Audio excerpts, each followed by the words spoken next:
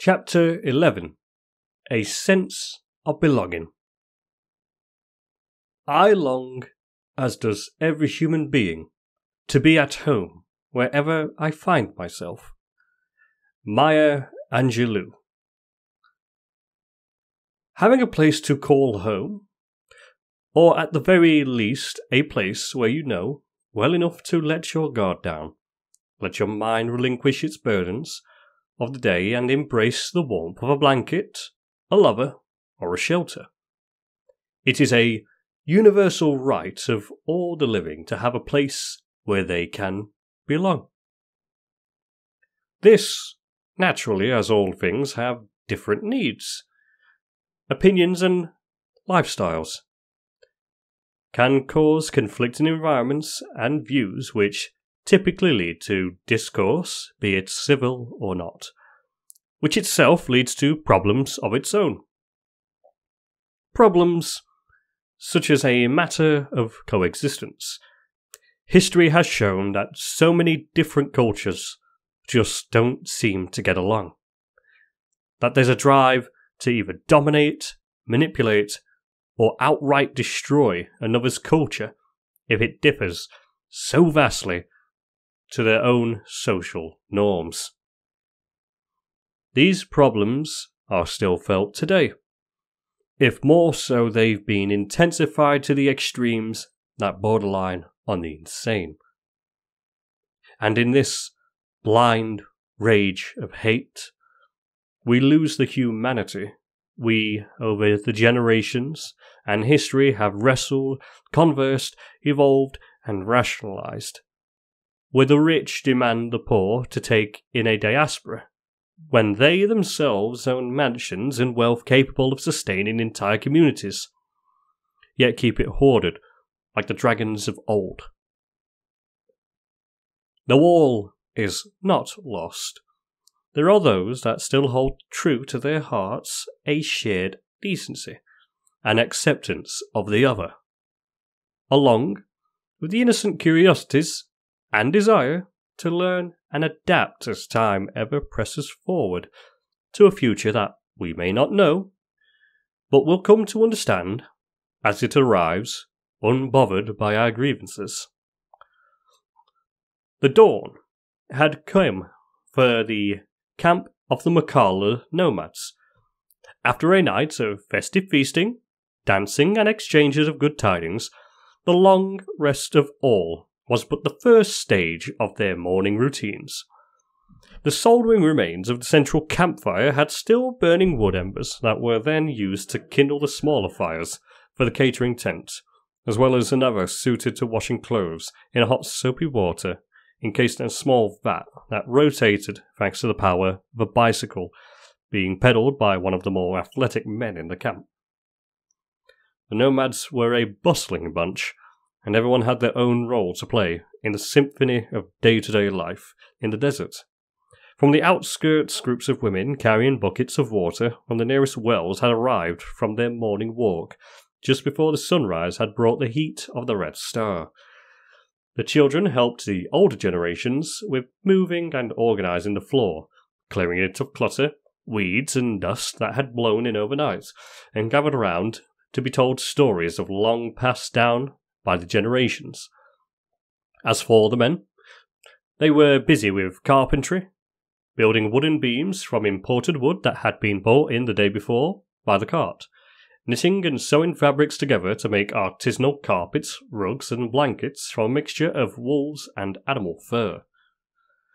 This blissful compilation of people living their lives with dignity, care for others, and in the eye of Tiberius, innocently ignorant of the galaxy at large, was humbling to him in a way only someone who had fallen from high places would ever come to understand. After waking up from a long night's sleep himself, he had resigned to the entrance steps of the tent that he had so abruptly sheltered to himself after last night's outburst. It had still carried its weight on him throughout his travels, not wanting to become too attached to something on the fears that it will be swept from under him again was too much in his eyes to risk. His mental and special barricades meant nothing to the Muakalla's elder Bloomberg, who was still processing all that he was shown the previous night. All the events, the death and war on a scale that to him and his people, not even the gods could muster. And of course, the mere thought of the Emperor was enough to eclipse everything that had came before it. A being that should just not exist. With the power it has, should not exist whatsoever. It simply should not exist. The exchange of thoughts that had left Bloomberg sceptical, mainly of Tiberius's true strength, for having such power in his eyes, would corrupt even the most noble. And yet here he was, remaining pure, broken, but pure nonetheless. He smoked a pipe next to Tiberius, and both were content with watching the morning go by. Whilst Bloomberg knew, Tiberius thought the nomads were distant of him, because they're shy of him after the events of the night. But it was far from it. He was blind to see the concern for himself in their eyes when they took a quick glance during their activities. Eventually, Tiberius did break the silence. "I'm sorry for showing all that to you." Bloomberg took a huge puff of his pipe. "Nonsense, boy. Don't be sorry. You have shown me the truth of your journey, and that I am thankful for." He poured a drink of water and mixed it with the juice of a local fruit, and he offered it to Tiberius, who took it gladly and drank it in a single gulp.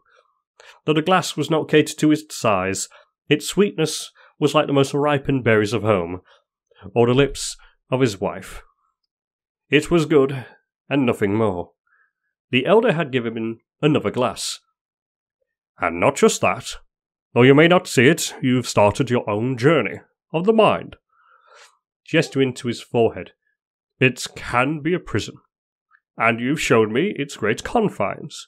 To be aware of a problem is the first stage of solving it." Tiberius looked away from the remark. "Not much of a problem that can be fixed conventionally. There was a time where I could simply punch my way out of it. Losing my diplomacy in the face of such barbarism has me wanting for peace, should I ever be given it." The elder placed a hand on his shoulder. "I can offer you the chance for peace. I extend my offer once again. You are welcome to be wherever we are, and you have my word." Tiberius leaned back against the steps, looking up to the sky. "A roof over my head. A place where I can simply be. Food and water. Sounds good." Bloomberg clasped his hands together joyfully. "But..." The remark stalled him, and he gazed to Tiberius in a puzzling manner. "But I feel it's a means to an end. I'm sorry to disappoint you if you were wanting me to stay here for a long time. Though I feel compelled to tell you that it's just..." "There is no need to explain yourself, lad. I could rest easy knowing that I can provide you with the help you may seek, or the help that you may need." He was puzzled too. Seek? Or need? The elder brushed some dust off his hands. "What you may seek may not be what you need. I ask you, what is it that you seek?" The former king rolled to his back and gazed at the clear skies above. "Peace. And yet, vengeance. And so, you know what you seek, but not what you need, which often is what we don't think of." The response had left a bitter taste in Tiberius's mouth, though not even the drink could neutralize it. "You're speaking in a way that hurts my head, Bloomberg. Give it to me straight." The elder stood up. "What you need is to embrace your nature once more. Here you can have half of what you seek, and yet now you still feel the need to press on, or you feel lost. Which one is it?" He waited patiently for the answer. And finally, he got it. Tiberius delivered it with such a stern voice that it shunted the composure of Bloomberg. Peace from it all. I want the silence of a still forest, the soothing air of the mountaintops, the gentle cushion of grass, no ships, no bullets, no swords, no nothing. I just want unadulterated peace and quiet. And yet I see myself wrestling with the likes of you and myself. You are a confused man. You have wandered, aiming to find peace, and yet you chose to come here, because you know deep down, in your heart, that simply existing in complacency is not who you know yourself to be, for you were the very sum of that meaning back in your past. Tiberius scoffed. If it were only that simple. It is. No, it isn't. But I can prove it, so do it. All right. When you dropped off our supplies and helped my nephews, you shared with me your greatest fears and the root cause of your anguish, and so naturally you were frightened and burdened by the trauma you held. So you fled into this here tent and slept the night. Tiberius looked into the tent. It was indeed meant to be a room where they kept textiles and animal pelts, which explained why he was rather comfortable when he did rest. But he didn't understand where Bloomberg was heading with this narrative, and so he pressed for it. In your state, you didn't choose to harm us. You chose to take shelter. You could have ran from this camp never to return, yet you stayed, because you wanted to feel safe and at peace for once. And who would I wish to feel safe and at peace from? If not for those that have wronged me, or those that many seek me out. Bloomberg retorted with confidence. He laid down the bait that Tiberius was unaware of, and yet he still took it. He saw it in his face, that the answer had finally reached to him, and his lips struggling to utter it. Out of shame, a man who could throw a tank, withstand a missile, and travel faster than any motor vehicle had felt no less vulnerable than a mere child. Me. The Herculean effort to say those words, followed by the immense clarity and relief, came to Tiberius in a surprising embrace. All this time, he was running from an enemy that could outwit him, keep up with him, and because of his fear to confront it, control him. It was himself. Peace from yourself. I've had my share of such a struggle in my years, as well as seeing it in others. Almost all eventually do. Though, he looked over to a sign that held paintings of people that when Tiberius looked around the camp for, could not find a match for them. Some didn't find it in this life. I can only hope they did in the next. He released the pipe's fire had gone out and rekindled it. When I was king. Before he continued, Bloomberg quickly interjected. You still are, no matter what you may think of yourself. He let the remark go in one ear and out the other. I had people in the same boat. The war broke many of us. We were raised in worlds so gleefully embracing one another, and taking a certain joy in knowing and understanding the differences, and we filled those gaps with cooperation held up by optimism, only for it all to be shelled and shot to flames by the Iran Empire. So many were lost to the war, and the ones that hurt the most were the ones that were lost to themselves. That they couldn't bear life anymore, that they had no control. So to feel one last shred of it, take it upon themselves to decide when, how and where it would end. Such a commodity that my kind had grown to strive for was to die old, for such a life lived had contained stories worth telling, whereas going young, unfinished chapters that will never come to fruition. When the old die, a library may as well have burnt with it from all the knowledge that they had carried. He could see the apparitions on the outskirts of the camp once again. Some were more recognizable, wearing full body armor and armed like a warship. The nomads could not see them, but only him. So you carry on for them?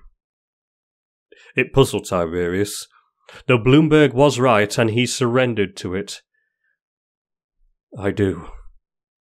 If I really am the last vestige of hope for my kind, then it falls to me to decide how and when the book concludes. He stood up, and the elder stood in front and asked him, So how would you wish it to end? Not here. No offence to you, but for now I wish to be of use. The past month has been bringing up so much shit that I'd rather it be done with. Bloomberg had held up his hand. Then I have a job for you. We're setting up a new tent, and we would need assistance. Tiberius gestured Bloomberg to lead him. Walking through the flowing river of people, he was told to lift up the wooden beams recently finished, carrying all 6 of them on one of his shoulders. Following them next to the centre tent was a dug-out empty space, with paintings akin to a blueprint on the edges, 6 crevices for the wooden posts to be hammered in. Tiberius lowered each one in carefully under the guidance of Rabbit, before thumping them with his fists as a hammer would strike a nail, until told to stop, repeating the process 5 more times. Next, a long sewn-together canvas of pelts were lifted by 20 men. Tiberius at the middle held it high above him so they would go over the posts, which women fastened the fabric to with metal rings. Before Tiberius could walk out of his newly built tent, groups of people rushed in with all forms of amenities. A large soft blanket, much larger than what was needed for them, pottery, and logs for the foundation of a cooking pit, a quickly pieced together desk that was taller than the Muakalla, and a chair that was dragged in by one of the animals used for the agriculture outside. The speed and ingenuity of the Muakalla nomads were a sight to behold, and it was amazing for Tiberius to be in the centre of it all. The community, the coordination, and the efficiency was as refined as the most trained soldiers that he had the pleasure to call comrades. Only 3 minutes went by, and what was an empty ditch had been turned into a home. For who became very clear to the former king. It was for him. The nomads quickly vacated the tent and allowed Bloomberg to enter. Even he, in his time, found it still beautiful to see a place be made in such a rapid yet clean manner. Such is the life of living on the move. When the seasons change, it waits for no one to find the next slot of water. I hope it is to your liking, but of course we can work out the changes in time if need be. Tiberius paced around the outline. He felt the smooth wood out of the desk, so finely sanded and coated with a gloss. The canvas was white with patterns at the corners running down them. Native decorations of feathers, stones, and other forms of artistry hung from the supporting beams on the ceiling. The huge makeshift mattress topped with a quilt for his size. Even if he could find a way to cherry-pick the tent, the mere effort and gesture of goodwill by the nomads would wash it away along with the insecurities. The guilt and the shame of being alone for so long. Tiberius simply couldn't find the words to convey the gratitude that he felt, and his heart once again began to beat a harmonious rhythm of joy. Thank you, Bloomberg. Words can't convey. The elder silenced him. And there is no need to convey. All I ask in return is you make yourself at home for as long as you need. even if it is for a day, or a week, or a year. Tiberius remembered the sack he carried with him. He quickly dashed to get it from the tent he slept in, with a pace that had the observers was a blur. He gently began to unpack the contents. A necklace held a picture of him, his wife and daughter. He offered Bloomberg to hold and look at it while he brought out the rest of what was in the sack. The elder looked and he understood one of the many pillars that kept him afloat during the wars that Tiberius had fought. A constant reminder on why it was being fought for. He saw the king bring out a ceremonial bone club that had patterns similar to the tattoos on his right shoulder, a feathered telescope, a knife, a set of keys, and a plushie of an animal that was shaped like a rugby ball, with 2 small wings and the ears of a rabbit. That's an odd one. Does that belong to your daughter? Yes.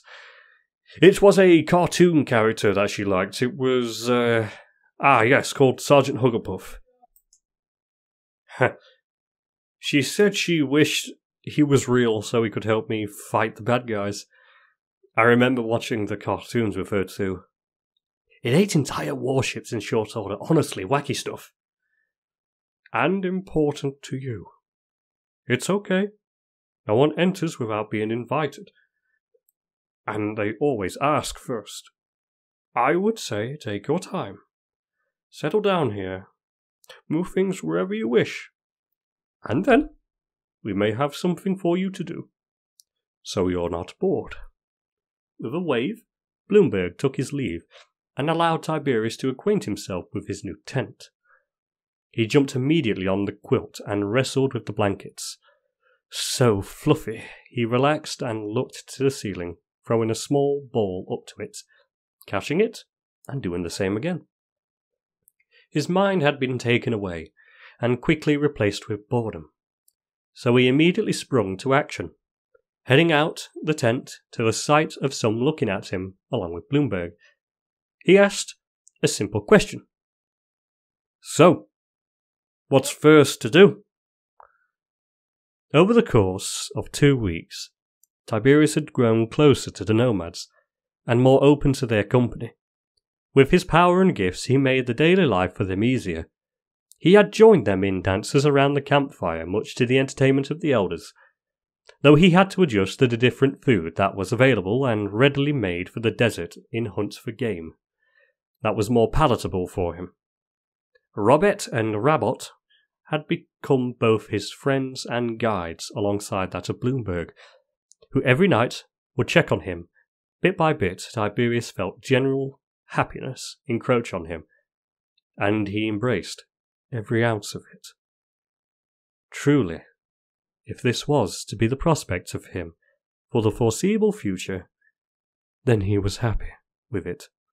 His basic needs fulfilled, his own work ethics being satisfied with assisting the nomads, and the guidance and patience of Bloomberg, and bit by bit the camp as a whole, gathering around to hear stories to the stars, histories of his peoples from the first Aurelian conqueror Daijin, the scientist king Sagan VII, and even his own predecessor, Dage the Unifier. Despite all this, he knew in his heart he would have to soon move on from the nomads. Maybe a year, maybe a month, but it would soon come that he would resign himself to fulfilling that goal of vengeance, knowing full well that the Orion Empire, with whatever promise Vasquez had given to him, would eventually come looking for him again, regardless if they believed the captain or not.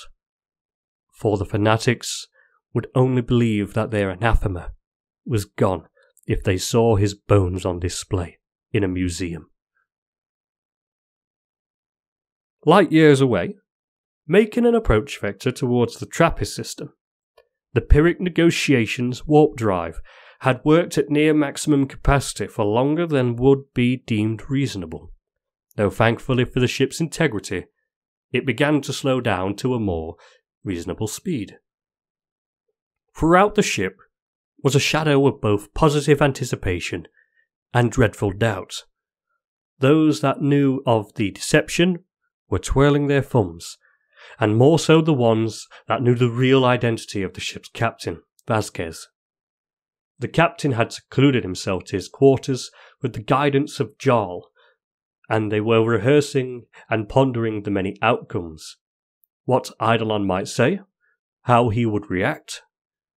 There was a lot of overthinking in the cabin, and it wasn't lost on either of them.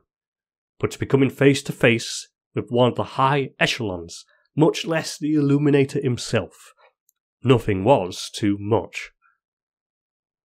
As for the Black Ops Commando, Marlock, he was enjoying the leisure time with fellow soldiers at the interior ball courts, where drink, cheers, banter and food were thrown across the field as much as the very L-ball that they played with. He and the cadet, Heinlein, who had become akin to an apprentice to the elite soldier, resided themselves to the side bench where they cooled off the sweat from the game. The cadet was 19 and was his first deployment and first time off his homeworld, and the homesickness was getting to him. For better or worse, he was positioned with Marlock at the behest of Decimus. The idea was that the experienced commando would be able to impart some wisdom, and if combat ensued, be at least with the best of the ship. Garrick was the other choice, but the shy nature of the young man would not sit well with the bulwark personality of a Denajar. In the subject of Garrick, he was where all Denajar would be, at the martial arts training dome, the next floor down, where the fights bordering blood sport took place. Unofficial bets took place on who would beat who, and organised tournaments took place during off hours.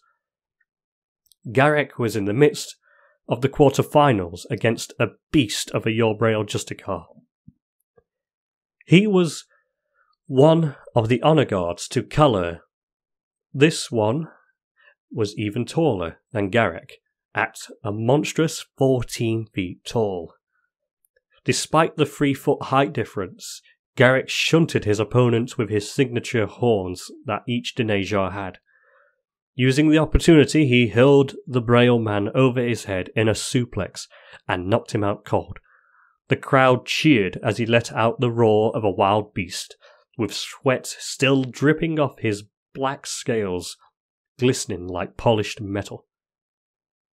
Kalur, on the other hand, had taken to her cabin. She was dressed in her ambassador uniform, golden breeches on the shoulders, a silver pendant depicting a judge holding scales, and a gavel pinned onto her left breast pocket, flanked by her many ribbons and medals of her service. The uniform itself was white with yellow outlines and brass buttons. She brushed her red hair backwards past her horns and turned off the chiptune music that she was listening to. After adjusting the lights in her room, rolling up to a monitor on her desk that had notes, her pistol, and other assorted utensils for jotting down notes, signing papers, and filing out the boring jargon outside of combat, and activated a small camera positioned to face her from the monitor's top. She was nervous. 20 seconds had passed, and an alert showed up on the screen, telling her that a connection was established, and that the video and audio channels would adjust for the warp travel shortly. 20 more seconds and the monitor shown her what she was longing for and missing. Her family. The screen had one application open but 2 separate windows for each recipient. On the left, in the window, was shown a Braille man with brown skin like Kalur, more larger horns and black hair, accompanied by a teenage boy and a little girl.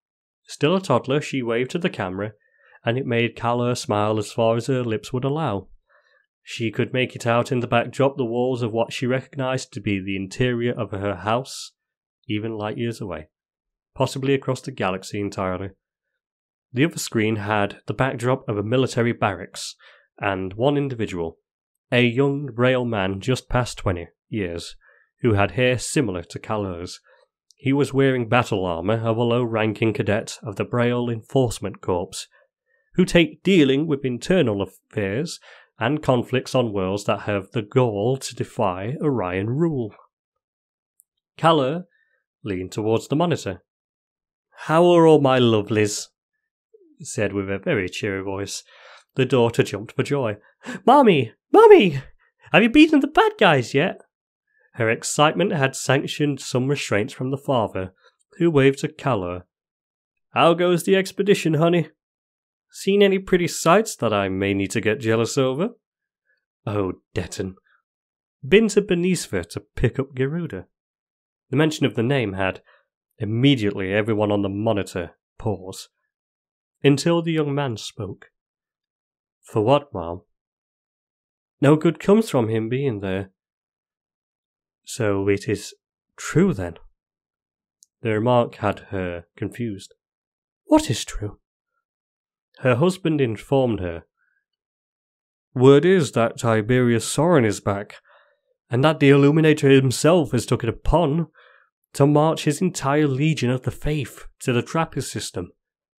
There's talks of Grand Apostle Bartholomew being part of the entourage, and all might he musters." It triggered a slight panic. "Where did you hear this from? And from where?" The husband shrugged. "Official media, from Eidolon himself, and he said that the loyalist forces there had abandoned the post. Is it true?" Kaller shook her head violently. No, we went to get Garuda to help us since the whole thing with Tiberius and Daigen was we would be so ill-equipped." The young man nodded. "Makes sense to me, Dad. Say, Mom, enough about that for the moment. You got any new scars?" "No. Only I had lost a few good men to the initial engagement, and then had another suspicion of the Gerahine Lord Balthazar. Turns out I was right." "Yes, it came from Balthazar, the report was mentioned. And as for the scars part, Mum, well..." The man removed his forearm covers to reveal 2 large scars from knives, and then a healed bullet wound on his shoulder, and then uncovering his lower face, another scar, the sight of which had been the result of a homemade fuel grenade. Kaller was shocked, as a mother would be, at the sight of her eldest son bearing more scars than her years of service against his mere mumps. "My boy, Darrett, you're supposed to be out of trouble. Where are you? Where you are?" Even the father was taken back. "What the hell, Darrett?" he asked, to which Darrett could barely believe it.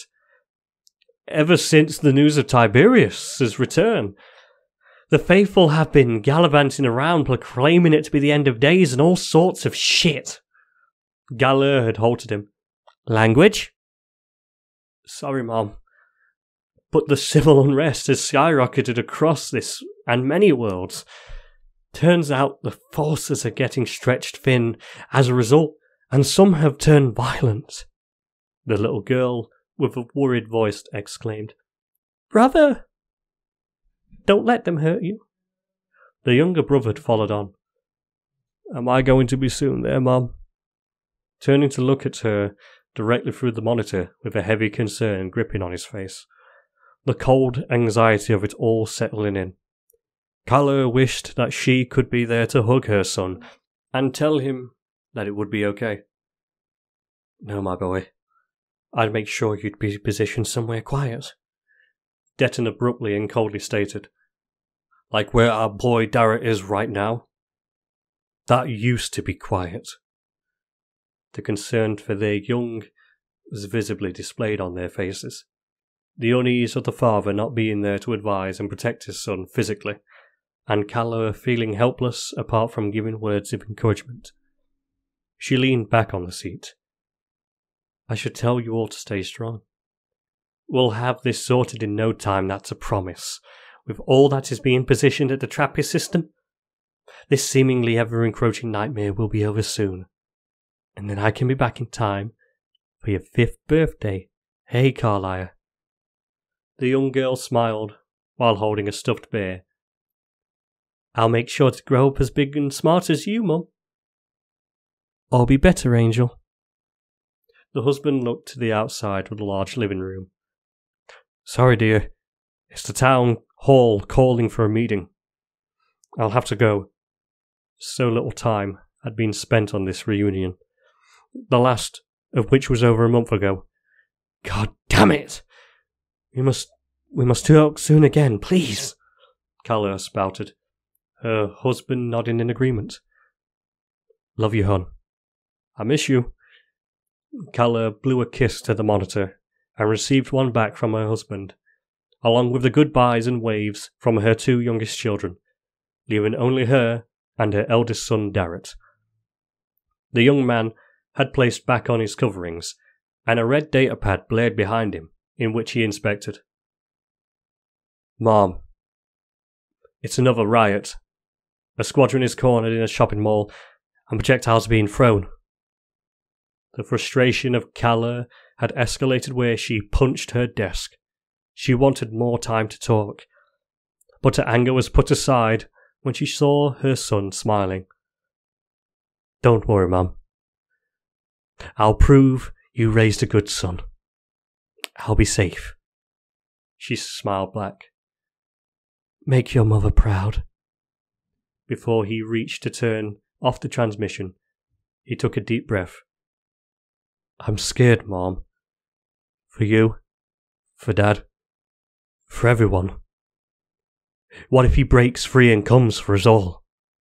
She placed a hand on the monitor's camera in a way Darrett understood was a reassuring hold. It won't happen. Just like you won't let anyone get you. Do you understand? Darrett nodded. For those we fight to protect and the future we bring, he shouted, in which Calla replied in kind. The transmission ends. Calla turns to a shelf above her desk, grabbing 3 stones. They all had the footprints of a newborn child painted on. Each one had the name of one of her children and the date of their birth. She held them close to her chest as she laid on her bed, looking out of her viewing window to the stars passing on by. She wondered when it would end, this nightmare. The fear of her children's safety was paramount as any caring mother.